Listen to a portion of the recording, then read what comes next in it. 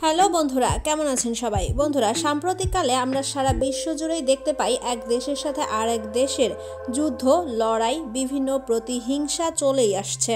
তবে আমাদের বাংলাদেশ এসব দিক থেকে অনেক বছর ধরেই দূরেই ছিল, কিন্তু সাম্প্রতিক সময়ে সেই বাংলাদেশেও বেঁধে গেছে সাময়িক বিভিন্ন ঝামেলা এবং বাহিরের বিভিন্ন দেশের সাথে যুদ্ধ বাঁধার আশঙ্কা। বাংলাদেশের সরকার প্রধানের পতন এবং দেশ থেকে পলায়নের পর থেকেই বাংলাদেশ এবং ভারতের মধ্যে সম্পর্কের অবনতি ঘটতে শুরু করেছে। আর বাংলাদেশ ভারত নিয়ে আজকে আপনাদের সামনে তুলে ধরবো চাঞ্চল্যকর কিছু তথ্য। তবে তার আগে একটা কথা বলি, ভিডিওটি ভালো লাগলে অবশ্যই একটা লাইক দিবেন। রাজনৈতিক বিশ্লেষকরা বিভিন্ন তথ্য বের করেছে ভারত বাংলাদেশের এই খারাপ সম্পর্কের ওপর। ভারত এবং বাংলাদেশের সম্পর্ক যে দিন দিন খারাপ হচ্ছে, এর প্রভাব কি হতে পারে সে ব্যাপারে তারা কিছু তথ্য প্রকাশ করেছে। যেমন ভারত এবং বাংলাদেশ যদি কোনোভাবে যুদ্ধ বেঁধে যায় বা সম্পর্ক আরও নষ্ট হয়, অথবা ভারত যদি বাংলাদেশকে দখল করতে চায়, তাহলে ভারত কি জিততে পারবে, নাকি বাংলাদেশের কাছে হেরে যাবে, নাকি বাংলাদেশ ভারতের কাছে হেরে যাবে এবং নিজেরা গাজার পরিণত হবে, নাকি ভারতই অন্য দেশকে দখল করতে গিয়ে নিজেদের রাজত্ব হারাবে, সেভেন সিস্টার ভেঙে যাবে। এসব ব্যাপারেই তথ্য প্রকাশ করেছে রাজনৈতিক বিশ্লেষকরা। চলুন জেনে নেই। প্রথমেই বলি, ভারত যদি বাংলাদেশকে আক্রমণ করতে চায়, তাহলে সৈন্য সংখ্যার দিক দিয়ে ভারত এগিয়ে আছে না পিছিয়ে আছে সেই ব্যাপারে।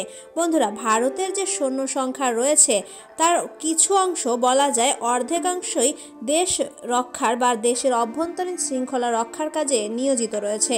সেই সাথে ভারতের কয়েকটি বর্ডার বলতে পারেন যেগুলো এখনও অসুরক্ষিত বা নিরাপত্তাহীনতায় ভোগে। একটু এদিক ওদিক হলেই অন্য দেশ ভারতে আক্রমণ করে বসতে পারে, যেমন পাকিস্তান এবং চীন।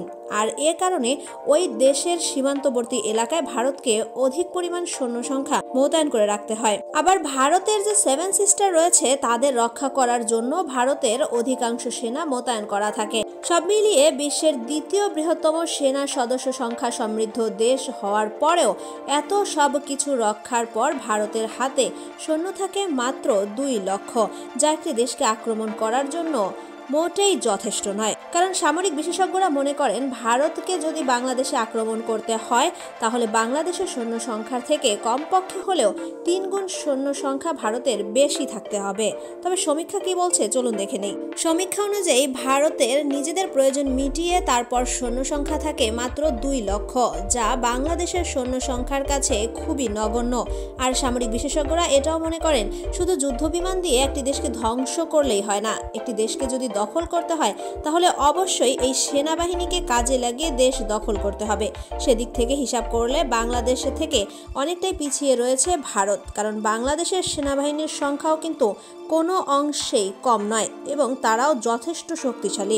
শত্রুর মোকাবেলা করতে বাংলাদেশের সেনাবাহিনী সব সময় প্রস্তুত থাকে এবং তারাও যথেষ্ট শক্তিশালী এবং বুদ্ধিমত্তার পরিচয় দিয়েছে বহুবার। পাশাপাশি ভারতের জন্য আরেকটি বড় সমস্যা হচ্ছে, ভারত যদি বাংলাদেশে আক্রমণ করতে চায় তাহলে চীন এবং পাকিস্তান ভারতের উপর আক্রমণ করতে পারে। অন্যদিকে সামরিক শক্তি অর্থাৎ অস্ত্র দিয়ে বাংলাদেশকে সাহায্যও করতে পারে।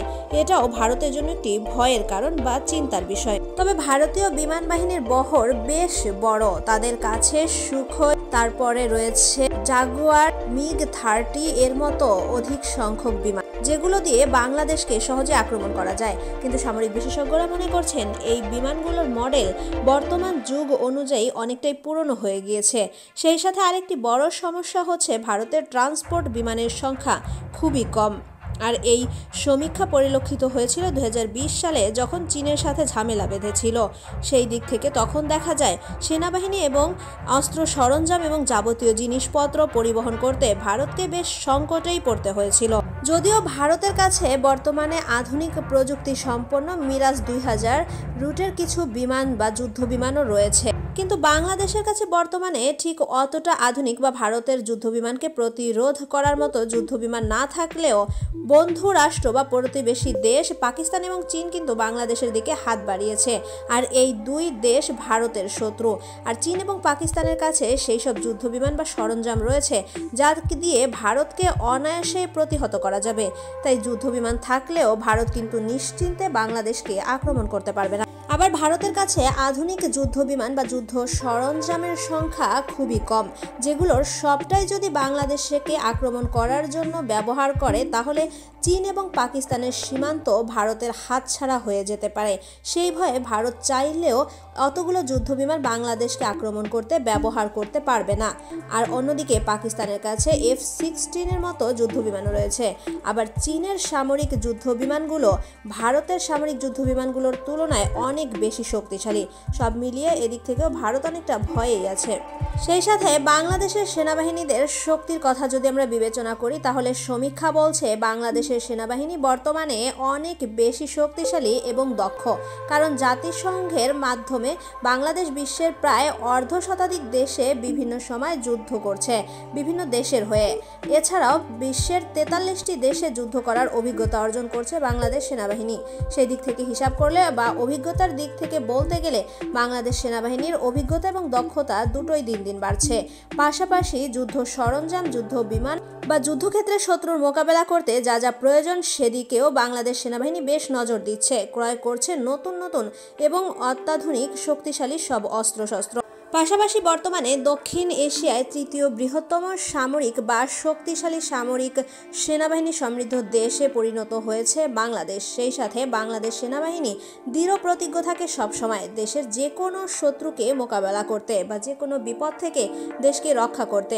তবে এদিক থেকে বলতে গেলে ভারতের সেনাবাহিনী অনেকটাই পিছিয়ে রয়েছে, কারণ আন্তর্জাতিক বিভিন্ন ক্ষেত্রে যুদ্ধ করার অভিজ্ঞতা ভারতীয় সেনাবাহিনীর নেই বললেই চলে। পাশাপাশি বাংলাদেশ সেনাবাহিনী তাদের অস্ত্র ভাণ্ডারে তুরস্ক থেকে সামরিক বিভিন্ন অত্যাধুনিক অস্ত্র কিনেছে, যেগুলো দিয়ে ইউক্রেনের মতো দেশকে তুরস্ক সহজেই ধ্বংস করতে পারে। এমন সব অস্ত্রই কেনার চুক্তি হয়েছে। কিছু বাংলাদেশে চলেও এসেছে এবং বাকিগুলো চলে আসবে বলে সামরিক বিশেষজ্ঞরা মনে করছে। সব মিলিয়ে বলা যায় ভারত একটি বড় রাষ্ট্র হওয়াতে যদি ভাবে বাংলাদেশ এই সময়ে অসহায় বা একজন প্রধানমন্ত্রী নেই বলে বাংলাদেশে বিশৃঙ্খলা সৃষ্টি হয়েছে বা বাংলাদেশ দুর্বল হয়ে পড়েছে, এমনটা মনে করে ভারত যদি ভাবে বাংলাদেশকে আক্রমণ করবে বা দখল করবে তাহলে এটা ভারতের জন্য খুবই ভুল সিদ্ধান্ত হবে, এমনটাই মনে করছেন সামরিক বিশেষজ্ঞ।